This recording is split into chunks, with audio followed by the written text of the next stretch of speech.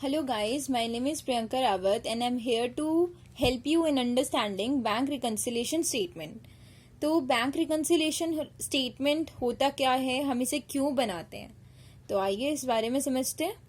ठीक है, मान लीजिए आप एक बिजनेसमैन हैं, ठीक है, और आपके बिजनेस में बहुत सारी कैश ट्रांजेक्शन तो होती ही है, सारे बिजनेसेस में होती हैं. तो आपने at the end of the month अपनी कैश बुक चेक करी, उसमें बैलेंस था 10,000 रुपीज़. और उसी टाइम आपने अपनी पासबुक भी चेक करी तो उसमें बैलेंस था 8,000 रुपीज़. अब इसके बीच में जो डिफरेंस आया वो किन वजह से आया, यही सारी वजहें, यही सारे रीजंस हम बैंक रिकन्सिलिएशन स्टेटमेंट में नोट डाउन करते हैं. तो बैंक रिकन्सिलिएशन स्टेटमेंट में हम यही सारे रीजन डालते हैं कि किस वजह से पासबुक और कैश बुक के बीच में डिफरेंसेस आ रहे हैं. ठीक है, तो अब हम चलते हैं, एक बार पढ़ लेते हैं कि एक it is a statement prepared by the account holder on a particular date to reconcile the balance as per cash book with balance as per passbook.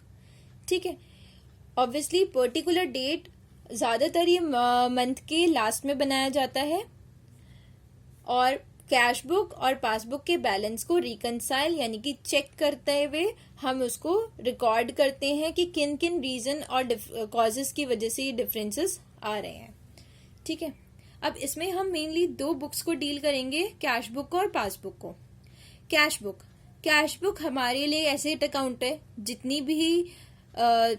जितना भी कैश हमारा आता है उसे हम एसेट मानते हैं. और वो क्या होता है, जब भी एसेट इंक्रीज होता है तो डेबिट होता है और डिक्रीज होता है तो क्रेडिट होता है. ठीक है, मान लीजिए आपने कुछ परचेज करा तो उसके लिए आपने पैसे दे दिए, तो आप क्या करते हैं, हमेशा कैश अकाउंट को क्रेडिट करते हैं. और जब आपने कोई सेल्स करी और उसके पैसे आपके पास आते हैं तो क्या होता है, तो आप डेबिट करते हैं कैश अकाउंट को. और इसीलिए इसका बैलेंस कैसा होता है, डेबिट होता है, क्योंकि जो हमारी डेबिट साइड होती है वो ज़्यादा बड़ी होती है. अब चलते हैं पासबुक पे. पासबुक क्या है, पासबुक एक लाइबिलिटी अकाउंट है. क्यों है लाइबिलिटी अकाउंट पासबुक, ठीक है, अब ये समझते हैं. पासबुक लाइबिलिटी अकाउंट है. मान लीजिए आपने पैसे जमा कराए 1 लाख रुपीज अपने बैंक अकाउंट में. ठीक है, अब उसमें से आप ये सोचेंगे ना कि आपको जब ये जरूरत पड़ेंगे पैसों की आप ये निकाल सकते हैं. और बैंक भी क्या सोचेगा, बैंक सोचेगा भाई ये 1 लाख रुपए तो मेरे पास क्या है, लाइबिलिटी है, जब भी कस्टमर मुझसे डिमांड करेगा मुझे वो पे करने ही करने, तो उसके लिए वो लाइबिलिटी अकाउंट है. ठीक है, तो इसका बैलेंस कैसा होता है, क्रेडिट बैलेंस होता है. जब भी हमारी लाइबिलिटी बढ़ती है तो क्या होता है, क्रेडिट करते हैं, और जब घटती है तो क्या होता है, डेबिट करते हैं. आपने देखा होगा जब भी आपने पैसे जमा कराए होंगे अपने बैंक अकाउंट में तो मैसेज आता है क्रेडिटेड का, कि this amount is credited to your account, है ना. और जब भी वो बैंक चार्जेस काट लेता है तो क्या आता है, योर अकाउंट इज डेबिटेड. ठीक है, अब आते हैं कि इन दोनों के बीच में जो डिफरेंसेस होते हैं वो किन रीजंस की वजह से होते हैं. मेनली जो 3 रीजन है वो है timing, transaction recorded by bank और एरर्स. टाइमिंग की वजह से क्यों डिफरेंसेस आते हैं और क्या डिफरेंसेस होते हैं, ठीक है, ये जानते हैं. चलिए, डिफरेंसेस ड्यू टू टाइमिंग्स. ठीक है, पहला है डिफरेंस when we issued या draw check to suppliers or creditor. जब हम चेक को इशू करते हैं सप्लायर्स को या क्रेडिटर्स को पे करने के लिए देते हैं, हमने इशू तो कर दिया है 29 मार्च को,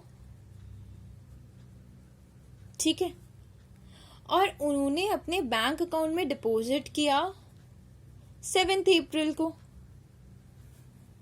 अब बताइए क्या इसके बीच में टाइम डिफरेंस नहीं आया ना, इन दोनों के बीच में टाइम डिफरेंस आया.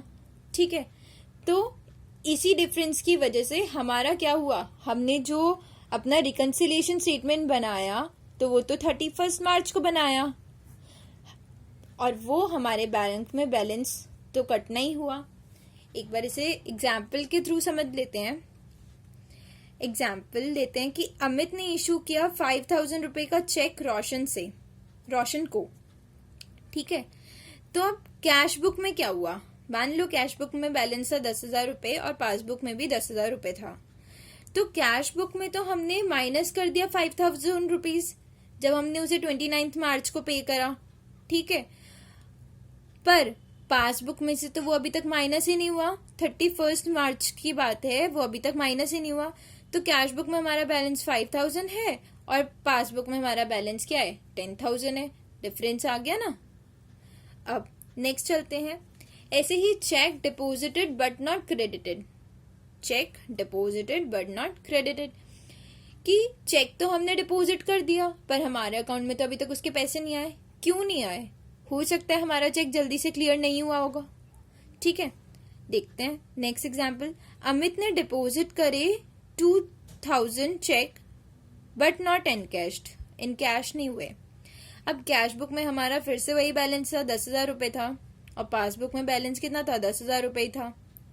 हमने कैश बुक में करा कि हमने पैसे डिपॉजिट कर लिए थे, चेक डिपॉजिट कर लिया था और उसके पैसे हमारे आ गए हैं 12,000 रुपए।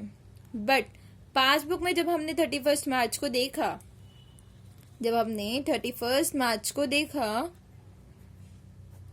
तो हमारे पैसे नहीं आए थे। ठीक है, तो इसकी वजह से इसमें डिफरेंसेस आए। नेक्स्ट रीजन चलते हैं।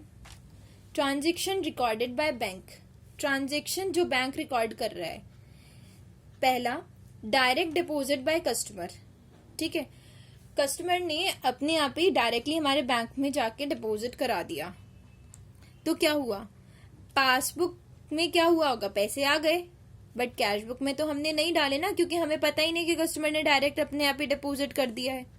ठीक है, bank charges and interest on overdraft, अगर बैंक ने हमें मैसेज भेजने के चार्जेस काटे हैं या और भी बहुत सारे चार्जेस होते हैं वो उन्होंने काटे हैं, या फिर इंटरेस्ट ऑन ओवरड्राफ्ट लगाया है, तो क्या हुआ, पासबुक में से तो पैसे कम हो गए, बट कैश बुक क्या है, कैश बुक हमारी अभी भी बढ़ी हुई है, क्योंकि पैसे हमने कम नहीं करे इसलिए हमारी कैश बुक बढ़ी हुई दिख रही है।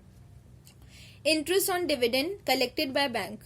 ठीक है, पासबुक में क्या हुआ, इंटरेस्ट की वजह से हमारे पैसे बढ़ गए, बट कैश बुक में हमारे पैसे नहीं बढ़े। ठीक है, हमारे पैसे कैसे दिखा रहे हैं, घटे हुए दिखा रहे हैं। Dishonoured of bill with the bank, dishonoured of bill होता है कि अगर हमने बिल ड्रॉ कराए, ठीक है, और वो जो बिल है हमने डिस्काउंट करवा लिया, ठीक है, बहुत जल्दी बैंक से, और बैंक ने हम अपने कुछ चार्जेस काट के हमको पैसे दे दिए, और जिसको वो पैसे पे करने थे, जिसको वो बिल के पैसे पे करने थे, उसने जमा नहीं कराए, तो बैंक फिर से हमारे अकाउंट से पैसे को डिडक्ट कर लेता है। तो उससे क्या हुआ कि हमारे पासबुक में या फिर बैंक में जो बैलेंस है वो कम हो गया। तो पासबुक इसलिए कम शो कर रही है, कैश बुक में तो बढ़ा हुआ ही है, क्योंकि हमें पता ही नहीं है कि हमारा बिल डिसऑनर हो गया है। ठीक है, नेक्स्ट आता है error of omission. When bank statement and cash book is wrongly debited और क्रेडिटेड, कैश बुक या पासबुक हमारी जब भी रॉन्गली डेबिटेड और क्रेडिटेड हो जाती है, इसकी वजह से एरर ऑफ ओमिशन होता है। ठीक है, एग्जाम्पल ले लेते हैं, जैसे कि a cheque collected on behalf of Mohan is entered in a account of Sohan, Mohan का अकाउंट एंटर करना था, सोहन का कर दिया है जी। ठीक है, इसकी वजह से एरर आ गया। A cheque of 1,000 deposit into bank entered 10,000 in cash book. ठीक है, जैसे मुझसे भी गलती हो गई, ऐसे बैंक वालों से भी गलती हो गई, जैसे अभी गलती हुई वैसी ही गलती हो गई कि यार चेक 1,000 का था, 10,000 हमने लिख दिया कैश बुक में। ये गलती हमसे भी हो सकती है और बैंक से भी हो सकती है। तो यही सारे हमारे रीजंस हैं जिनकी वजह से हमारा जो बैंक रिकंसिलिएशन स्टेटमेंट है वो बनाया जाता है। आगे हम फर्दर नेक्स्ट वीडियो में देखेंगे कि हम किस तरह से इन क्वेश्चंस को सॉल्व करते हैं, सिंपली प्लस और माइनस करके। This is very easy guys, and believe me, आपको बहुत अच्छे से समझ में आ जाएगा। Wait for the next video. Thank you.